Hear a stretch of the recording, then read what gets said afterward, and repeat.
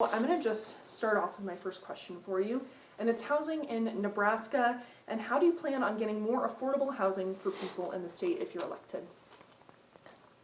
Oh, it's already begun. Yes.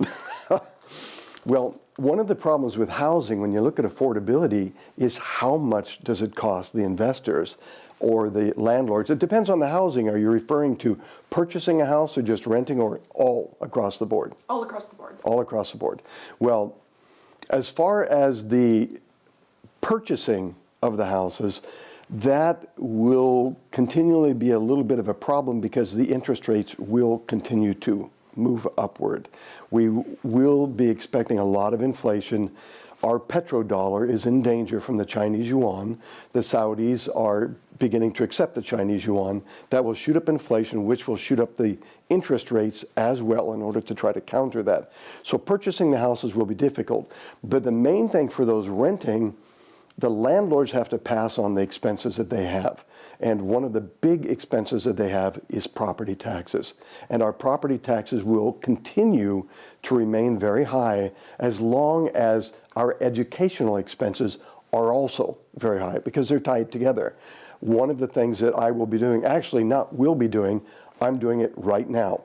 I'm the author of the initiative to replace the State Board of Education, the State Department of Education, get rid of the Commissioner of Education, and to have the governor appoint a new director of an Office of Education. I would like to take that 500 plus department, State Department of Education, and pare it down to about a dozen individuals, which will drop property taxes like a rock, and hence it will lower expenses across the board, and housing can drop. There are some other factors involved as well, such as some of the codes that we have trying to make all the bells and the whistles in some of the newer places. It makes everything more expensive.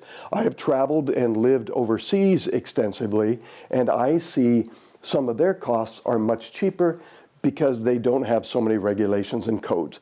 The regulations and codes need to be simplified.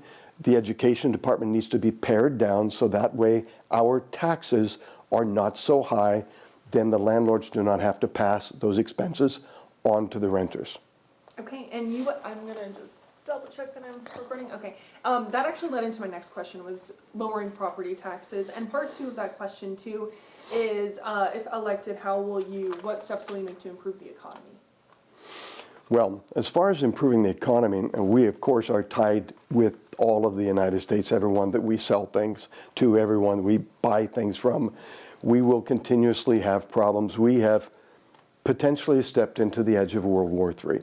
It will be a problem in the future. Now, as far as improving the economy, one of the best ways to do it is to drop our overall tax burden. Much of the time you will have people speaking about how they want to restructure the taxes or reform the taxes. Doing that means you're deciding if you want to take the money from your right pocket or your left pocket or your neighbor's pocket. The problem is expenses are still there. What we need to do is to go into many of our agencies and departments in our state government and cut them down to only what is essential. My first target will be the Department of Education, and I mentioned that already. The second one will be Health and Human Services, but there are multiple different departments that need to be cut. Our corrections as well is something that we are overburdened. There is one problem that we have.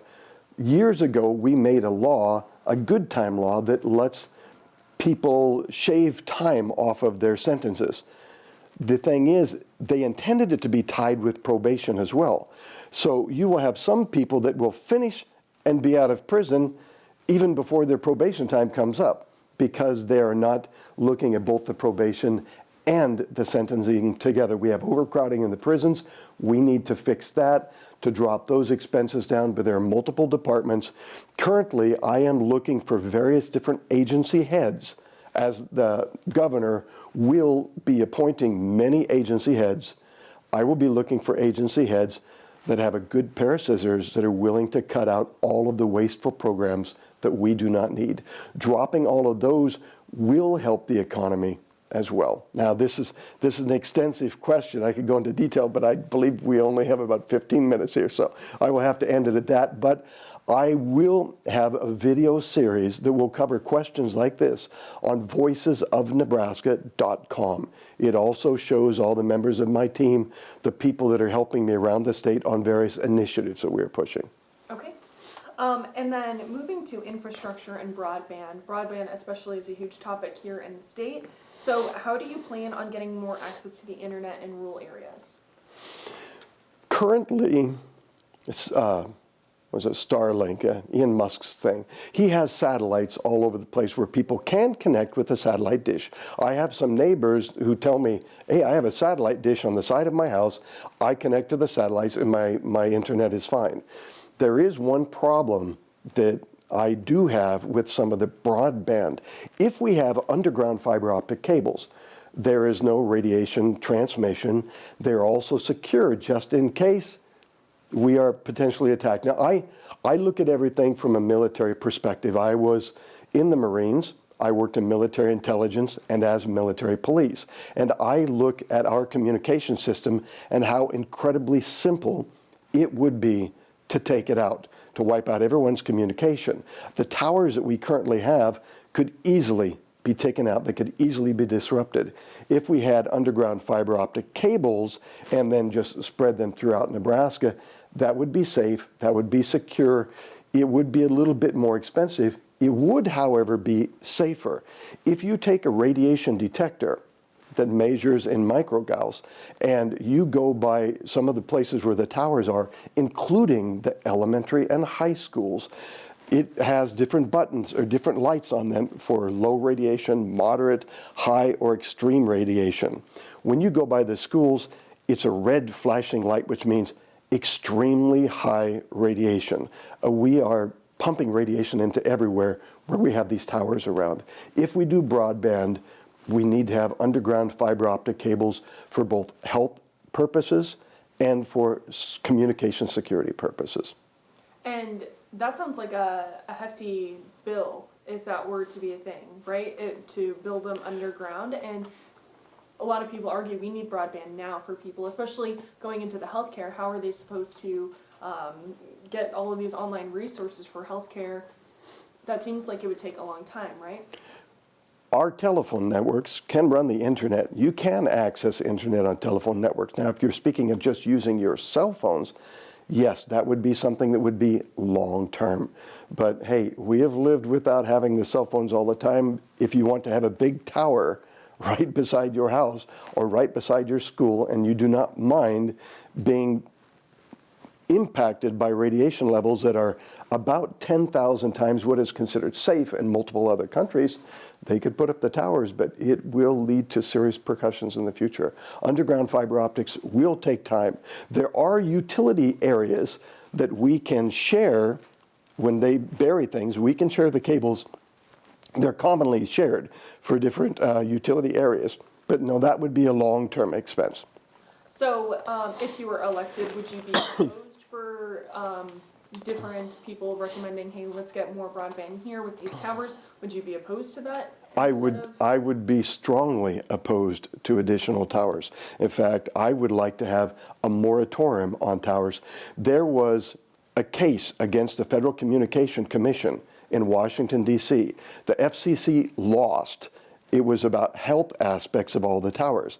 The FCC lost this, especially about all the 5G, because of all the tremendous levels of health problems and cancer risks it caused.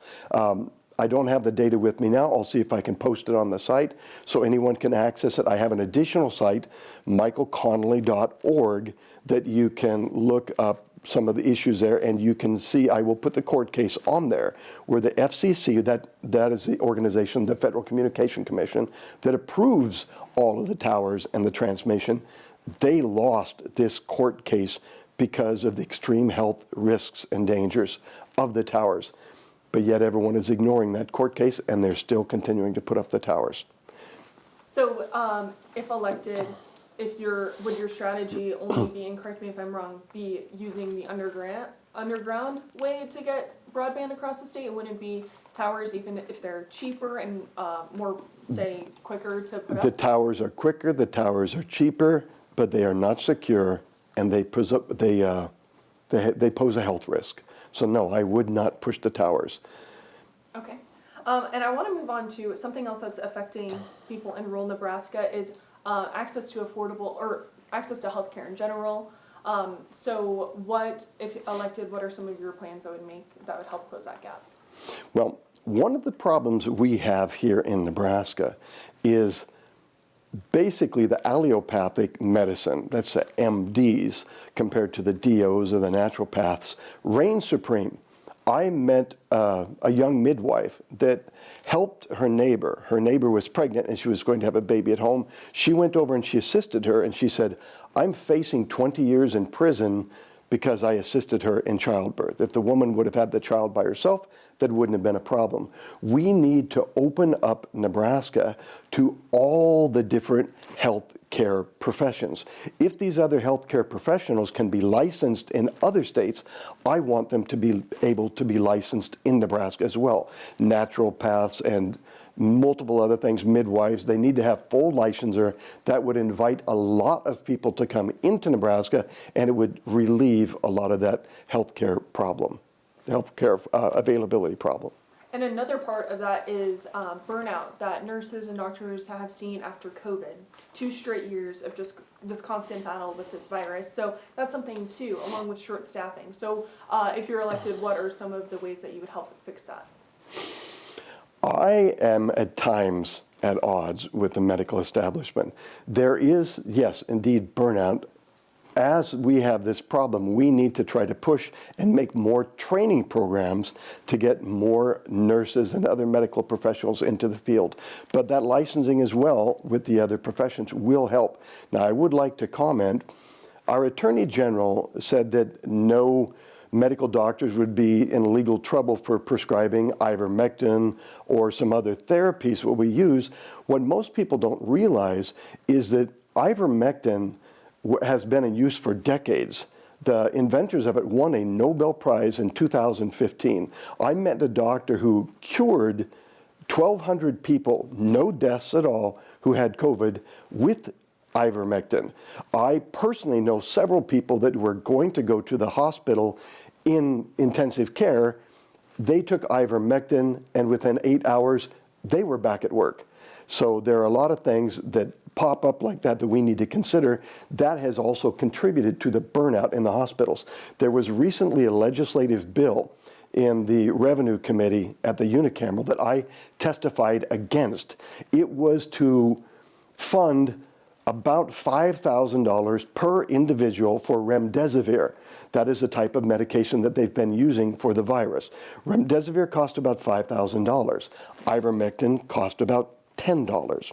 And the remdesivir was previously used during the Ebola outbreak, but they stopped using it because it killed so many people because it destroyed their kidneys. And I personally know 2 people who had kidneys destroyed. They died of kidney failure because they went into the hospital and had remdesivir treatments. If we use appropriate treatments, we can get people out of the hospital much faster, much safer. There will be a lot less burnout. And I have to ask, so you say appropriate treatments, and saying that ivermectin could have helped if used more widely. Could have helped? It's much more than could have helped. I should get a film. It's called Oracle Film. It's a copy of it and perhaps sent to you.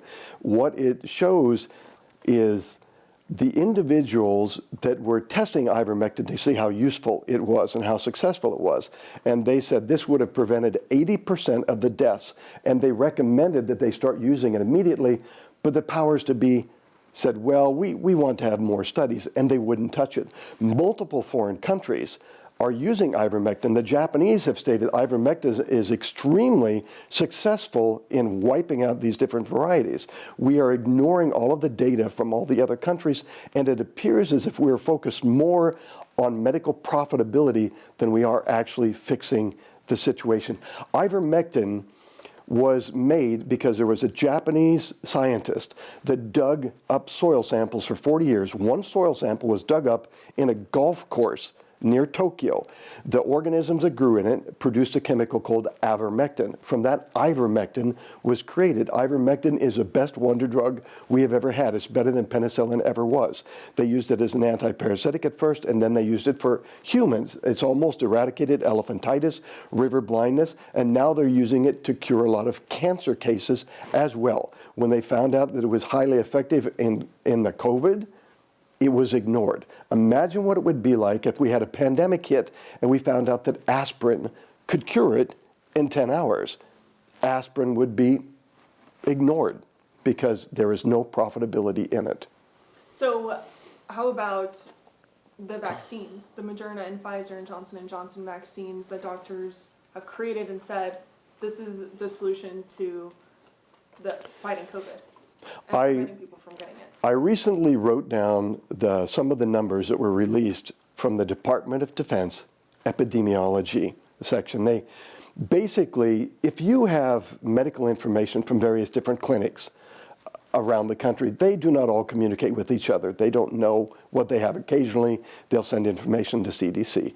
But the most comprehensive database is the military's, the Department of Defense epidemiology database. They have their 1.3, 1.4 million service members' medical records all there in that database. They went through the database, and let me give you an example on just one. Now, after the vaccine was given, the amount of blood pressure, the cases of blood pressure skyrocketed. The cases of nerve disorder skyrocketed from like 80-some thousand to 800 and some thousand. But the worst one of all is the cancer rates. The military members, from around 2016 to 2020, the average was about 34,000 cases of cancer every year. After they all received the vaccine, that jumped up 76,000 cases more. And those 76,000 cases are almost exclusively aggressive cancer, which means those military members who got that vaccine, we will have about 76,000 who will probably be dead in the next 2 years. That is 10 times more lethal than 20 years of war in Afghanistan and Iraq. It was a travesty to push the vaccine. It was a huge mistake. I'm going to move on to agriculture because this is a huge part of Nebraska. How would you, if elected, support ag producers? Well, that is a huge question with a really broad answer that would take a long time. So let me touch on a few points. Now, some people look at ethanol, they say, well, you know, it has some subsidies, we don't like it. Well, as taking a military perspective, I like ethanol because it helps provide fuel security for the state of Nebraska.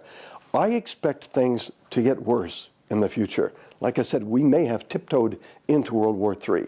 We have a lot of ethanol here. That is good. And I would like to speak with some automobile manufacturers to see if they can make more flex fuel vehicles that we can use here in Nebraska as well. They need to push that. We get more flex fuel, we can increase the ethanol content of that. Another point, a problem that we have is something that will damage our agriculture is losing our land.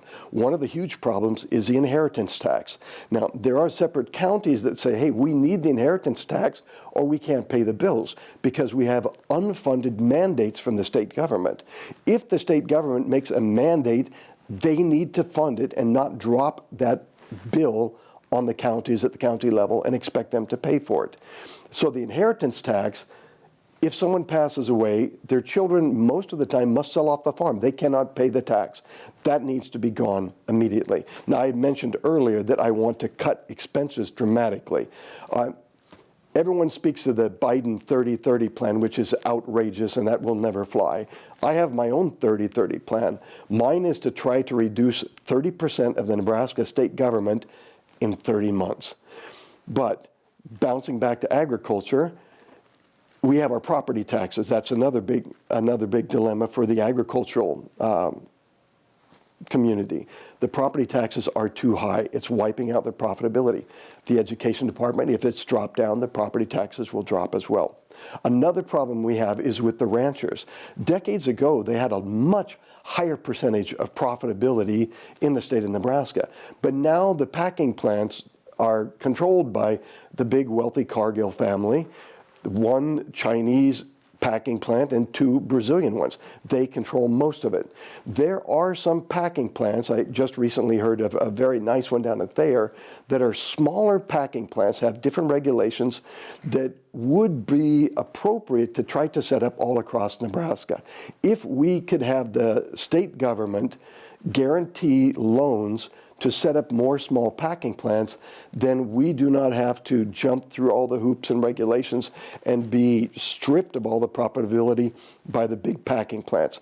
Those are some of the issues. I could go on for a long time because agriculture is very broad. But also, I would like to have one other thing. They're speaking of various different taxes to drop or wipe out the property taxes that would take their place. This would be a problem if we don't take another action first.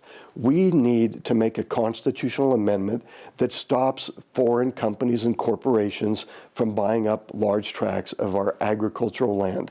Because if they buy up the agricultural land, we lose that production capability.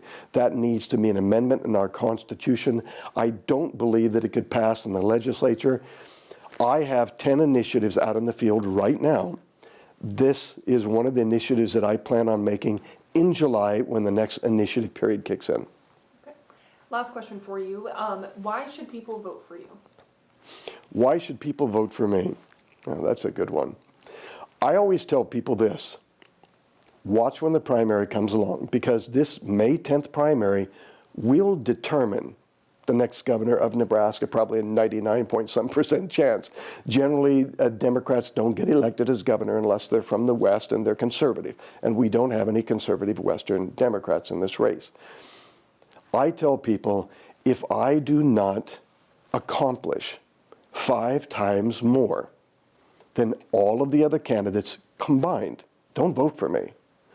I'm the one who has the education initiative out in the field now. I've got the state divided up into sections with people all over the state, and we're continuing to find more volunteers. We've got the medical freedom initiative. We have the election integrity initiative. We have a handful of Second Amendment initiatives we're pushing now. I and my team at voicesofnebraska.com are also attending unicameral sessions testifying for good bills and against bad bills. Recently, I was there with Jennifer Hicks, who's running for Attorney General, and Dr. Frank, you probably know him, he's a guy who works with Mike Lindell. We were testifying for some of the election bills they were trying to push through in the unicameral. But basically, the short answer is this. I am an old Marine Corps sergeant. I'm not politically correct. I do not accept political contributions. You should see the expressions on the face of some of these companies. They want to give me money, and I tell them no. I don't owe anybody. I don't have to play favor for any companies or any organizations. But I want to fix the socialist spread that we have, and I want to fix it fast. But if I cannot accomplish 5 times more than all of the others combined by the time the primary comes along, I don't deserve to be governor. You can read about the details in my book that will be coming out probably just before the primary, called Restore the Good Life, A Patriot's Guide to Retaking America One State at a Time. Hopefully it'll be out around the 1st of May.